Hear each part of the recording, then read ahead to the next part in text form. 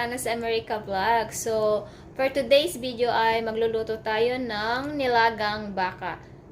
So, ipapakita ko na ang ating kasangkapan sa pagluluto ng ating nilagang baka.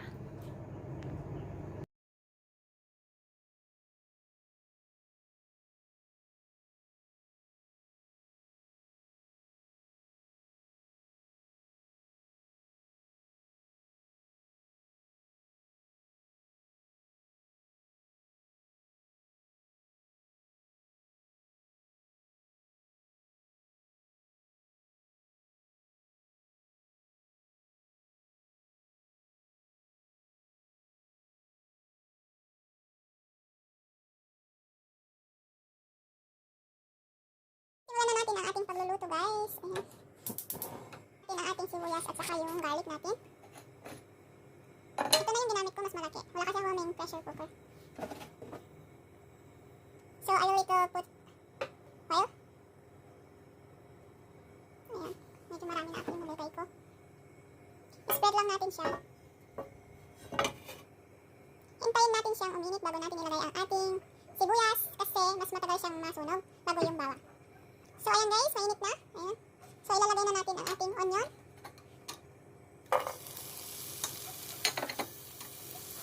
Hintayin natin siyang lumambot as usual. Tapos susunod na natin ang ating garlic.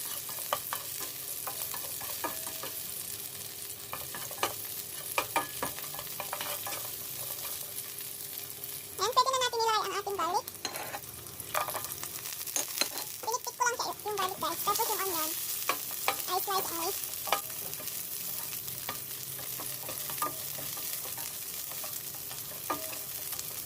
Then after this, we will start to put our meat.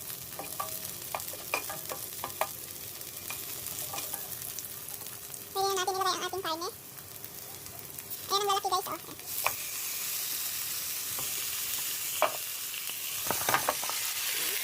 Nilagay ko na ang karne. Parang hindi yung kasya ang ating kaldero. Lilipat natin siya mamaya. Pag maluto na ang ating outer ng ating karne, pwede na natin maglagay ng seasoning white. Dahil wala akong fish sauce, nagamit na lang ako ng salt, guys.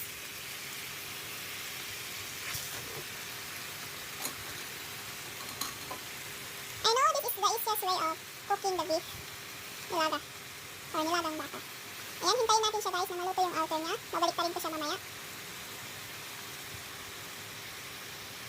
So, babalik pa rin ko na guys para maluto ang kabilaan ng ating karne.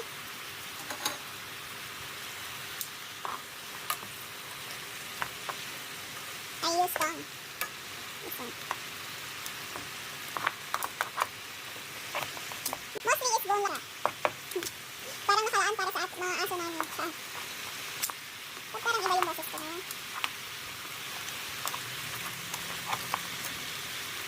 Guys, pwede na natin ilagay ang ating patatas at saka yung carrot kasi mahirap siyang maluto. Ayan, maglagay na natin ng ating potato. Ayan, nakahulog. Ang laki yung isa.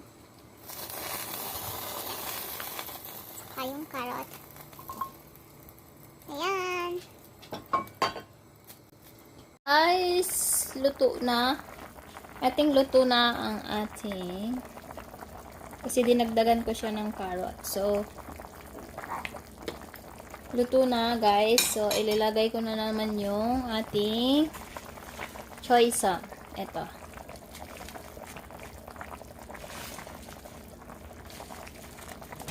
Full of vegetable siya guys. Super sarap. Guys, i-check na natin kung luto na ang ating pechay o choy sauce. Ayan, luto na siya guys. Kaya ready to serve. Ayan na yan. Here's our final recipe. Nilagang baka. Ayan, looks so yummy and healthy and delicious.